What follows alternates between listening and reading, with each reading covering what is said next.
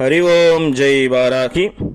வாழ்க்கையில் எல்லோரும் எப்பயுமே சந்தோஷமாக இருக்க முயற்சி பண்ணிக்கிட்டே இருங்க. அன்னையினுடைய அருளால் எல்லோருமே எப்பயுமே சந்தோஷமாகவே இருக்கலாம். இப்போ வாராகி மாலையில் 10வது பாடல் பார்க்கலாம். பாப்பட்ட செந்தமிழ் பாவாணர் நின்மலர் பாதம் தன்னில் பூப்பட்டதுவும் பொறிப்பட்டதோ நின்னையே புகழ்ந்து கூப்பிட்டது உன் செவி கேட்கிலையோ அண்ட கோலமட்டும் தீப்பட்டதோ பட்டதோ நிந்தையாளர் தெரு எங்குமே அப்படின்ற ஒரு பாடல். இது நிந்தாஸ்துதி அப்படிங்கிற ஒரு வகையை சேர்ந்தது. என்னென்னா அம்பாவை திட்டுற மாதிரி ஸ்தோத்திரம் பண்ணுற ஒரு பாடல். ரொம்ப அற்புதமான ஒரு பாடல். இதனுடைய பலனும் ரொம்ப அற்புதமாக இருக்கும். இப்போ அர்த்தத்தை பார்க்கலாம். பாப்பட்ட செந்தமிழ் பாவாணர், அதாவது அழகான தூய தமிழால பாடும் புலவர்களின் நின்மலர் பாதம் தன்னில் பூப்பட்டதும், அதாவது அம்பாளை குறித்து பாமாலைகள், அதாவது பாடல்களை அவளுடைய திருவடிகளில் பூமாலைகள் என சூடி, பூமாலைகள் போல அவளுடைய திருவடிகளில் இதை போடுறாங்களாம். எதே அம்பாள் மேலே எழுதியிருக்க அந்த பாடல்களை யார்? புலவர்கள். பொறிப்பட்டதோ, ஐம்பொறிகள் அம்பாளுக்கு இருக்கிறவங்களுக்கு இருக்கிற பொறிகள், செவி, கண், காது, மூக்கு அப்படி இருக்குங்க இல்லையா? அந்த ஐம்பொறிகள் இருக்கு இல்லையா? ஐம்பொறிகளால் இது அறியப்படலையோ? அம்மா நான் உனக்கு பூஜை பண்ணுறோம். இப்போ தன்னையே இப்போ நம்மளே ஒரு புலவராக நம்ம பாவிச்சுட்டு இதை சொல்லணும். இப்போ நான் பாடல்களாலேயும் பாமாலைகளால் உன்னை ஸ்தோத்திரம் பண்ணுறேன். உன்னுடைய ஐம்பொறிகள்லாம் இதில் தெரியலையா? உனக்கு உன்னால் கண்ணால் பார்க்க முடியலையா? காதால் கேட்க முடியலையா? நான் பண்ணுற பூஜைகள்லாம் உனக்கு தெரியலையா? அப்படின்ட்டு அம்மாவில் கேட்குற மாதிரி கேட்குறோமா? அழிஞ்சு போச்சா? ஒருவேளை உன்னுடைய ஐம்பொறிகள்லாம் அழிஞ்சிருச்சா? நான் பாடுறது உன்னால் கேட்க முடியலையோ? நின்னையே புகழ்ந்து கூப்பிட்டது உன் செவி கேட்கலையோ? உன் காதில் கேட்கலையாம்மா? நான் உன்னை புகழ்ந்து பாடுறேனே, இதெல்லாம் உன் காதில் கேட்கலையா? உன்னுடைய பராக்கிரமங்கள் எல்லாம் சொல்கிறேன், உன்னுடைய கருணையை பற்றி ஸ்துதி போடுறேன், அந்த ஸ்துதியெல்லாம் உன் காதில் எதுவுமே கேட்கலையா? ஆனால் நீ எங்கேயுமே நிறைஞ்சிருக்கியே, அதுதானே எனக்கு புரியலை. இப்போது அம்பாள் எல்லா இடத்துலையும் நிறைஞ்சிருக்கா, ஆனால் நான் பாடுறது அவளுக்கு கேட்கலை. ஏன்?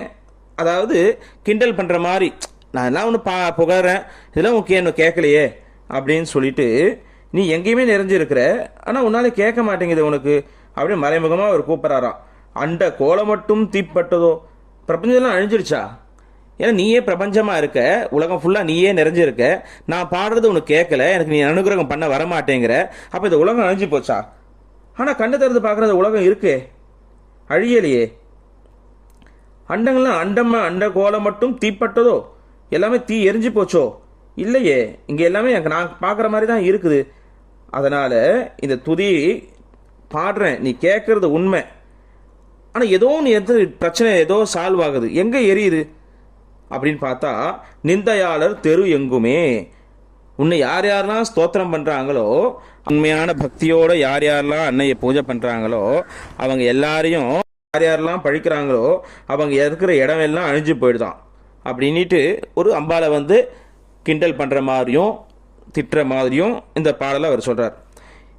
அப்போ என்ன அர்த்தம்? அழிஞ்சு போகுதுன்னு அர்த்தம் இல்லை, அந்த பகையிலேருந்து விலகுறோம் அப்படின்னு அர்த்தம். என்னென்னா, அம்மா நான் உன்னை இவ்வளோ பூஜை பண்ணுறோம், இவ்வளோ பாட்டு பாருன்னா 9 பாட்டு முடிச்சிட்டாரு. 10வது பாட்டில் தான் இதை ஆரம்பிக்கிறாரு. இத்தனை பாட்டு நான் பாடியிருக்கேம்மா, 9 பாட்டு பாடி முடிச்சிட்டேன், இன்னுமா எனக்கு நீ அனுகிரகம் பண்ண வரமாட்டேன்றியே, ஏன் இந்த மாதிரி பண்ணுற நீ? ஒருவேளை நீ நான் பாடுறதுலாம் உன் காதில் கேட்கலையோ? இல்லை என்னை பார்க்கலையா? என்ன எல்லாமே எரிஞ்சு போச்சா? அந்த பிரபஞ்சம் மொத்தமே எரிஞ்சு போச்சா? ஆனால் ஒருவேளை இல்லையே, என் கண் மூலம் அந்த பிரபஞ்சம் தெரியுதே, ஆனால் ஏதோ ஒன்று எரியுது. என்ன எரியுது அப்படின்னு பார்த்தா, என்னை யார் யாரெல்லாம் பழிச்சாங்களோ, அன்னை வாராகியினுடைய உபாசகர்களை யார் யாரெல்லாம் பழிச்சாங்களோ அவங்க இருக்கிற இடம் எல்லாம் அழிஞ்சு போச்சான். அப்படின்னா இந்த உபாசனை எவ்வளோ ஒரு விசேஷமான ஒரு உபாசனை நம்ம பார்க்கணும். அழிஞ்சு போச்சுன்னா அவர்களுடைய எண்ணங்கள் அழிஞ்சிருச்சு, பழிக்கணுங்கிற எண்ணம் அழிஞ்சு போய் நம்ம எல்லாருமே அவங்க எல்லாமே புகழ்வாங்க. அப்பேற்பட்ட ஒரு அற்புதமான ஒரு ஸ்துதி இது இந்த பாடல். இப்போ இந்த பாடலை பாராயணம் பண்ணால் என்ன ஒரு பலன் அப்படின்னா, நம்மளுக்கு நல்ல ஒரு வாக் சக்தி, வாக் பலிதம் ஏற்படும்.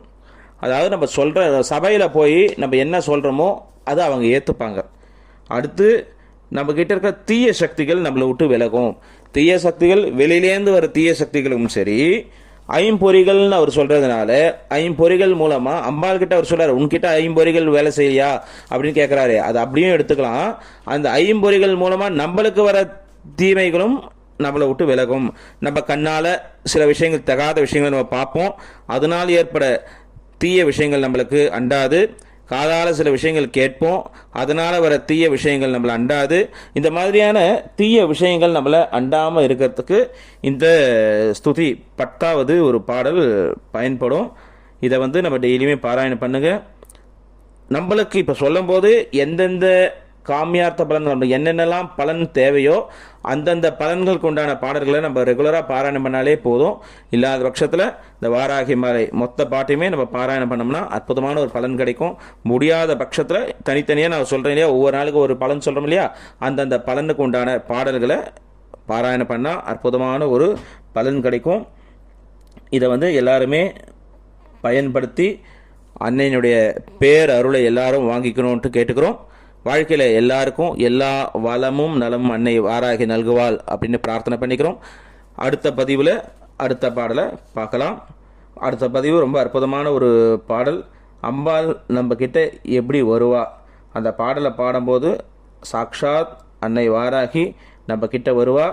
அற்புதமான ஒரு பாடல். அடுத்த பாடல் 11வது பாடல். அதை அடுத்த பதிவில் பார்க்கலாம். வாழ்க்கையில் எல்லோருக்கும் எல்லா வளமும் நலமும் அன்னை நல்குவாள்ட்டு பிரார்த்தனை பண்ணிக்கிறேன்.